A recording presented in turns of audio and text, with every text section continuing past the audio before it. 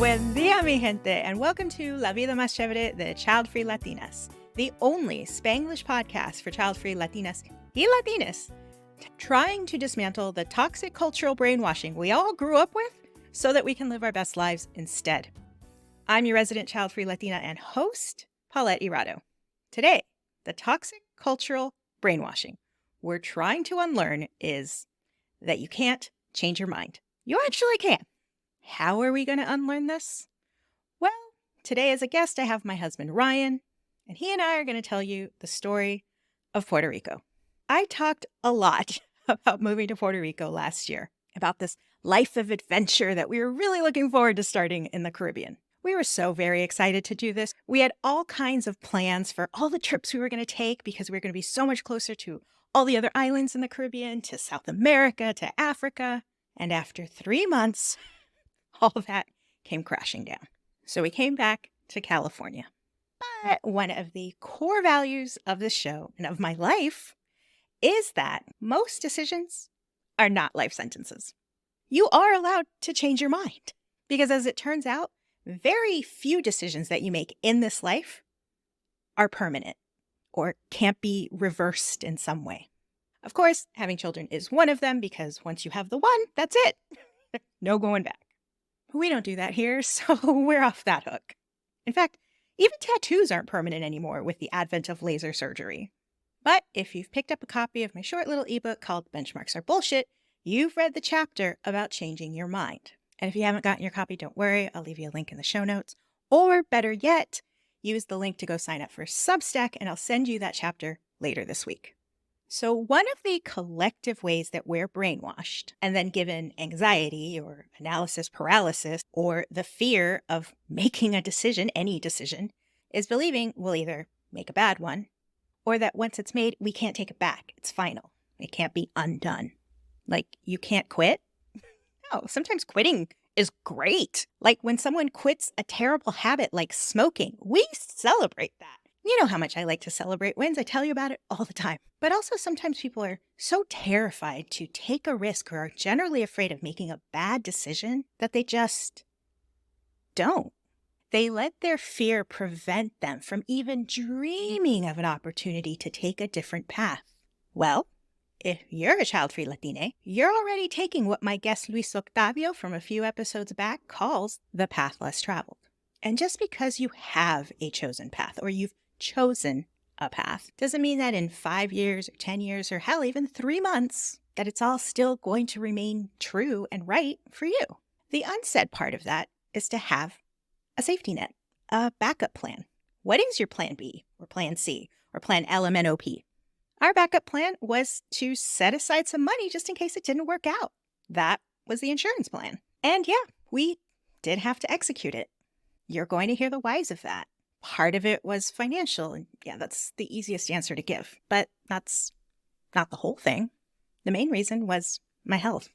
And this is kind of an embarrassing story to tell you. I mean, frankly, I don't really want to share hard medical stuff with you, but it's all part of the story. It's how it actually happened.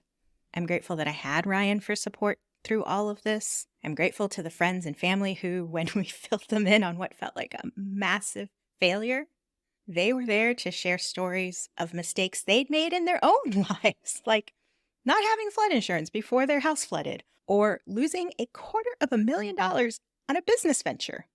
Real life-changing, harrowing shit.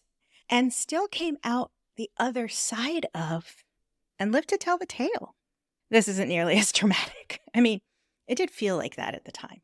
But then I realized it's also 100% on brand for La Vida Más Chévere, the child-free Latinas.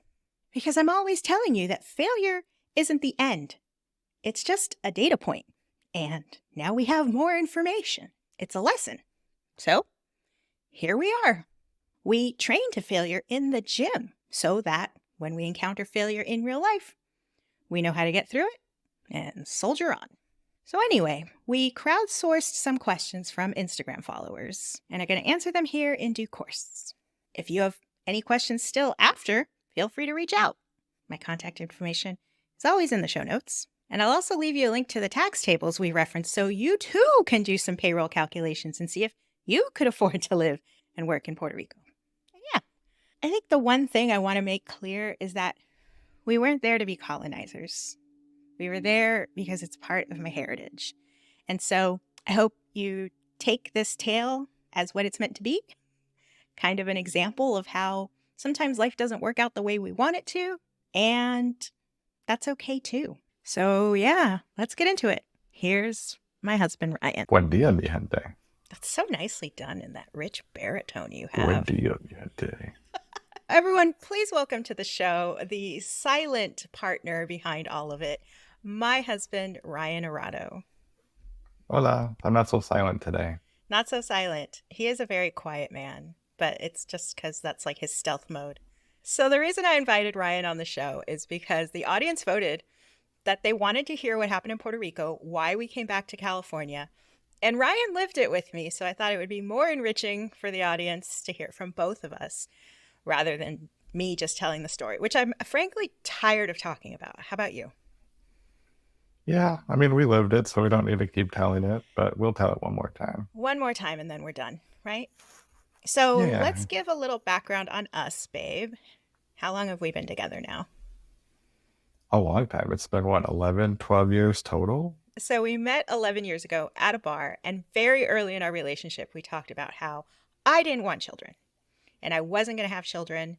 And since you're a little younger than me, scandalous, us, Uh, I was like, I don't know if you want to be in this relationship.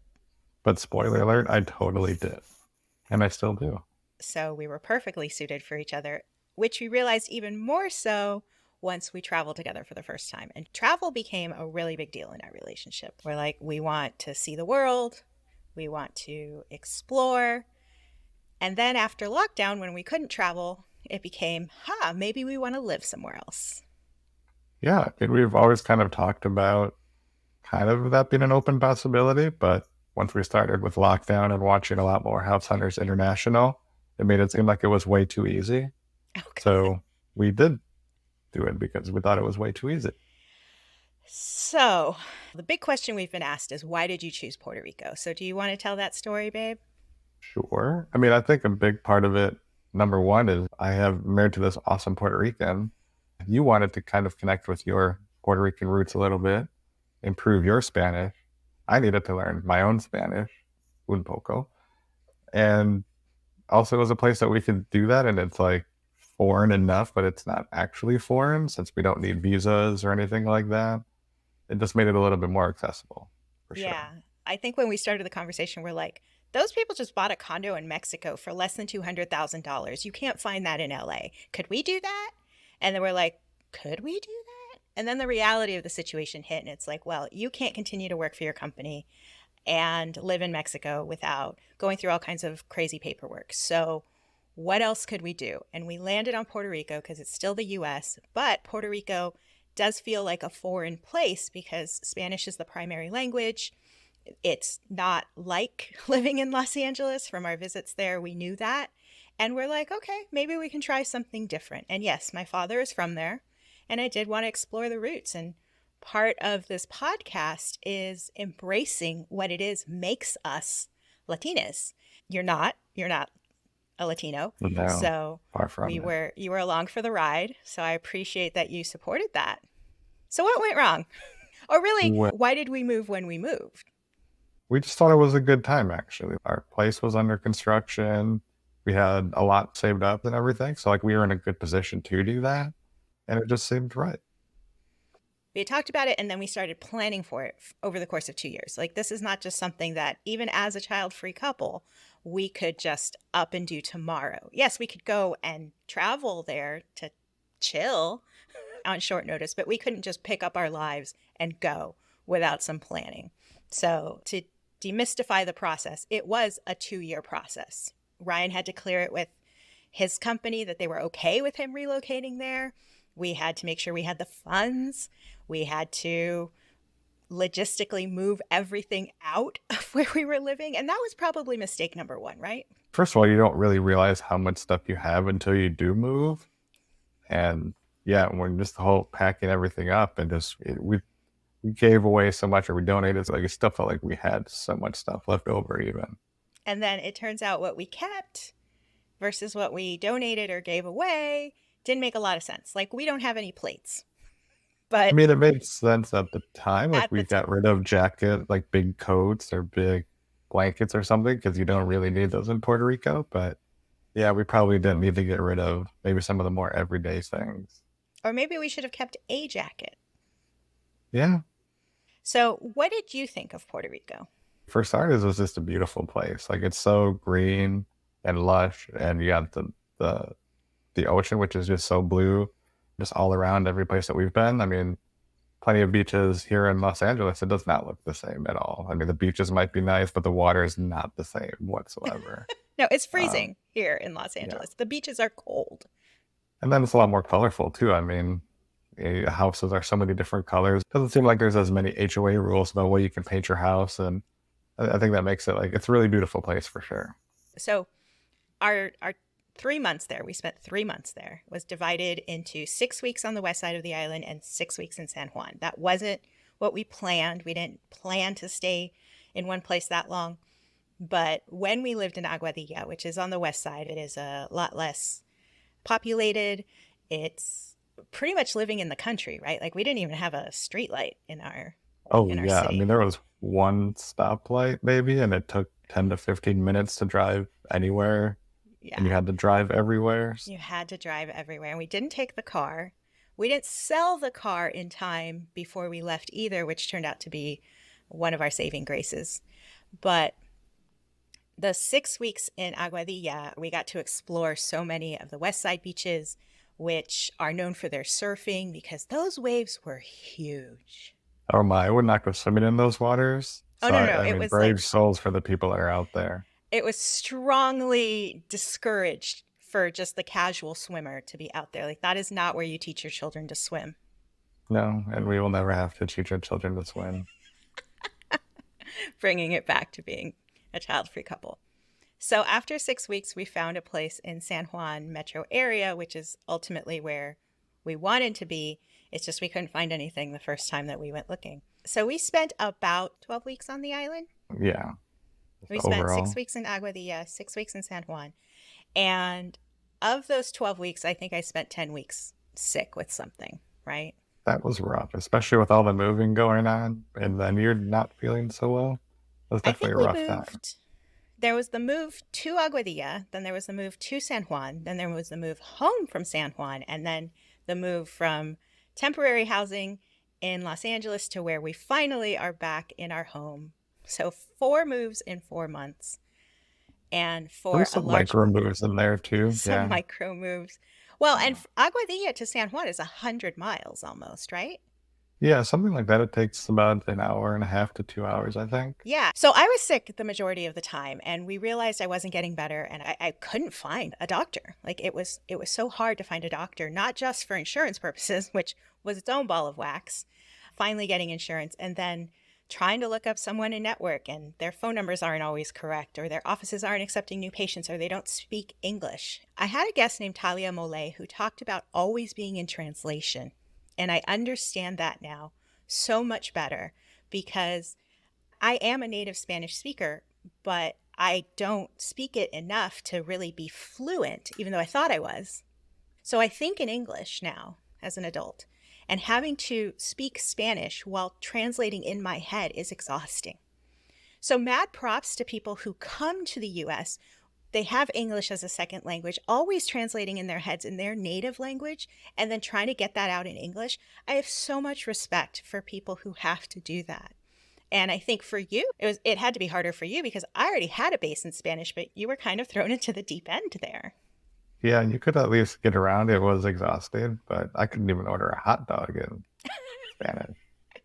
I was a You little bummed can about that. you can now. Your Spanish I has probably could definitely now. improved. Yes, And but one of our objectives going there was for us to both better speak Spanish. Your Spanish has improved tremendously. I know that you're not necessarily comfortable speaking it, but even your reading comprehension and your understanding as people speak to you in Spanish has improved greatly. totally. I mean, reading all the menus in Spanish has helped. That's for sure. So another question we were asked was, could you speak English there? And the answer is, yeah, everybody spoke English for the most part, except the one lady that you like to buy your sorillos from. That's true. I feel like any of the service places you needed to get when we needed to go get internet or new phones, they never spoke any English. But when we were going out to restaurants or anything, as soon as I tried to speak any Spanish, then people would speak English to me. So it was kind of an interesting mix of who would and would not speak English with you, or if they could or not. Then, but we always were able to get around no matter what. Yeah, yeah. I mean, my Spanish would kick in when it had to, like when we had to open a bank account. So business transactions in Spanish were always a little bit more taxing. You don't want to screw those things up because you're signing contracts like our leases and things like that. So yeah, I was always very exhausted after a day of transacting in Spanish, not just living in Spanish. But someone else asked what were the big culture shocks, and I think needing your physical social security card to open utilities accounts, a bank account, that was shocking to me. Yeah, I think for me it was the whole beach thing.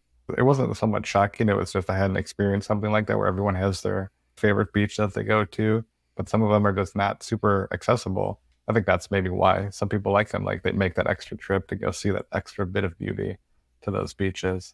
But there's always like one central bar spot to go get some food and some drink, or maybe some kiosks nearby, or kioskos, I believe they're called. So it's cool. Like every beach is kind of just like that.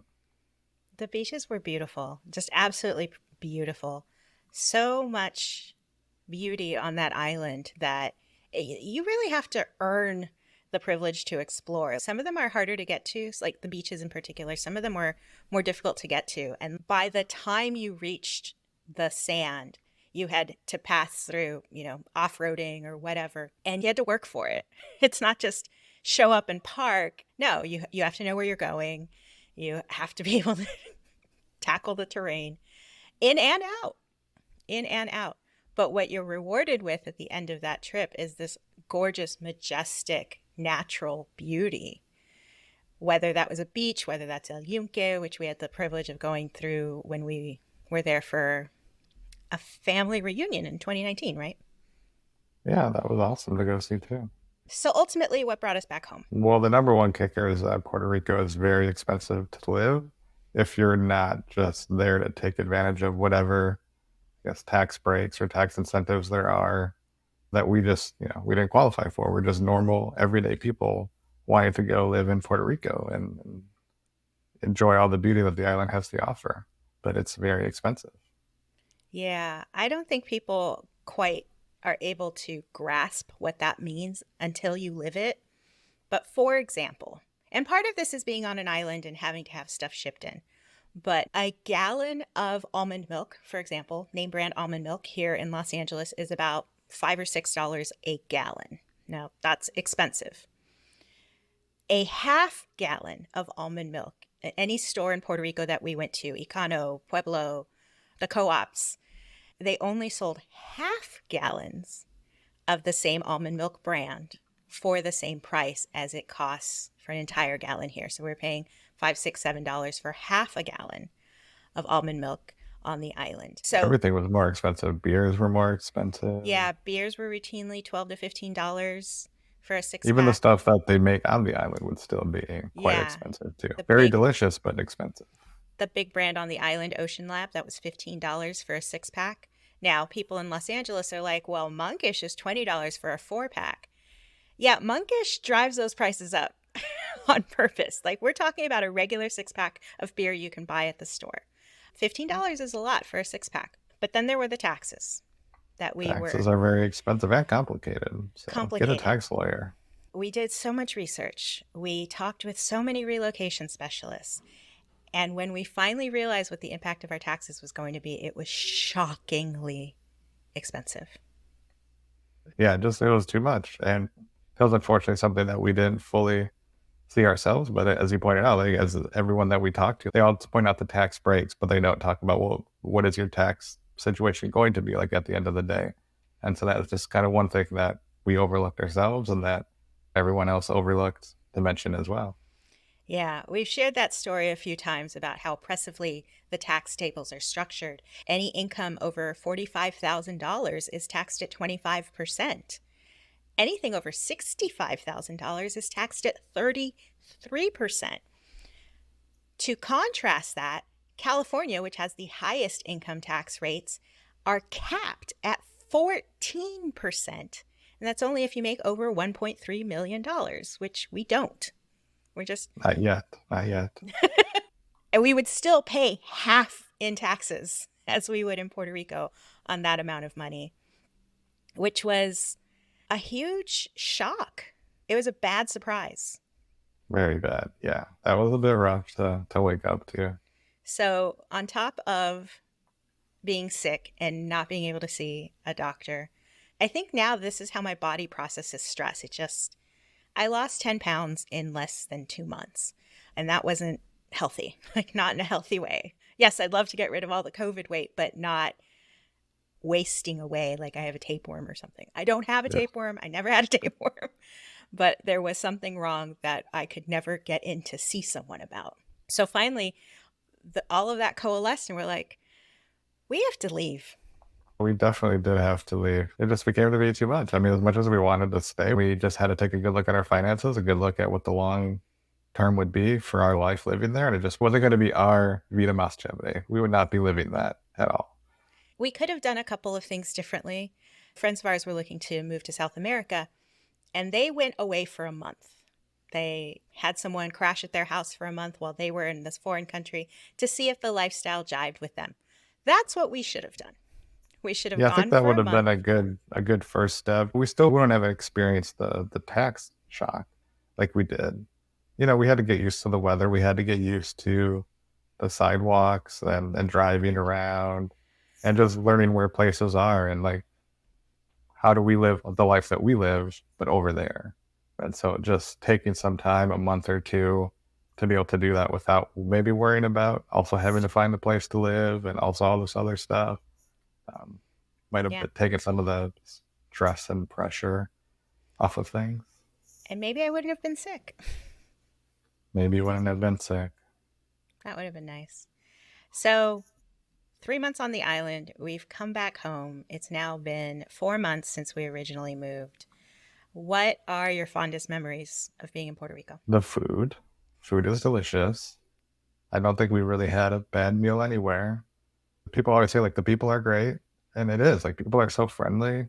Like when I would try to speak Spanish, we had one waiter that was kind of going back and forth. Like it was great. We had kind of a good time doing all of that. So yeah, I just think the beauty of the place and the people. Would you go back? I would, because there was a lot of stuff. I mean, I'm a big coffee drinker, so I want to go to these coffee haciendas one day and really just one support the places that I get my coffee from and actually go there and support it. But yeah, just enjoy that beauty that we kind of got to drive through, but not really stop and smell the coffee roses. I don't think I've ever experienced as green a place as Puerto Rico. I mean, I've been to Costa Rica, which is also a tropical area of the world, and it's also very green, but I didn't live there. I did live in Puerto Rico, and I think in the big picture, 3 months living somewhere doesn't amount to much. But I think that we were both deeply affected, both positively and negatively, by our experience in Puerto Rico. I think it is now part of our identity, part of our experience, part of who we are. I feel, even though it was a super negative experience health wise, I'm glad we did it. I'm glad I got to explore the land my father is from. Oh, you tearing up a little bit, baby. A little bit. Sorry, I'm a little teary eyed. It's okay. I mean, It was yeah, that's the way hard. that, like you said, that's where you wanted to connect with your father. And yeah, that's maybe part of what's rough right now is like we didn't get to experience as much because we weren't there for a long, very long. So I don't know how you feel about maybe you didn't feel you connected as much as you wanted to. Yeah, the experience was definitely cut short for us. And that was sad. But like I said, I'm glad we did it. I'm glad that we got to experience it. If we were going to do it again, we would definitely do it differently. And I think part of the reason we were able to do it, how we did it, and come back and afford all of that is because, again, we spent so long planning it, but also we don't have kids. So we could get up and move in the middle of the school year. We didn't have to worry about what are they called? School districts. What are those things? What are What? those things? We didn't have to worry about school districts. We didn't have to worry about yanking a kid out of school and then yanking him out again and then yanking him back. We didn't have those additional pressures. A friend, I saw a friend of my older brother's who we went to college with, and she was like, I asked your brother, why Puerto Rico? Why did she leave? And your brother said, because she can. And I mean, at the end of the day, yeah, that's why we did it. We signed on for a life of adventure, and that was part of the adventure. It didn't work out the way we wanted it to, but We tried it and we learned from it. We can't say we failed, but we learned from it. And I think because of that, because of seeing it through that light, like that's what helps us stay strong as well as a couple. as a couple and physically. So it's nice to be home with all of our stuff, home where the people we love are, home where all of our friends and support system exists. You know, it's a little lonely and isolating. We did have friends, right? We enjoyed the people that we got to know. We found this great wine bar in the Aguadilla area when we were first settling down there. Once the lady found out we were from California, she just wanted to tell us all about her time in Napa. We are very good at finding the good beer and wine spots, no matter where we are. We can be in the most rural part of Puerto Rico, or we can be in the busiest city, the biggest metropolitan area. We will find good beer and good wine and like the most cute little intimate places. That's true. We will find cute little intimate places like the one in Aguadilla is Rosado Wines. We're not sponsored, but if you're in Puerto Rico, go see Michelle at Rosado Wines. So now what? What are we going to do now? We're going to record more podcasts. I'm going to continue to learn Spanish. Oh, good. Maybe the next time I'm on here, it'll be when it's fully in Spanish. You heard it here, folks. He's throwing down the challenge, not me. Vamos a hablar en español. Sí. What else can you say in Spanish? Muchas palabras. Like? Libros. Libros Biblioteca. are full of palabras. Biblioteca. Sí. Café. Taco. Burrito. Asada. Speaking of which, That's a burrito. Muchísimas gracias for watching La Vida Más Chévere. Check out the audio-only version anywhere you listen to podcasts and join the community over on Substack.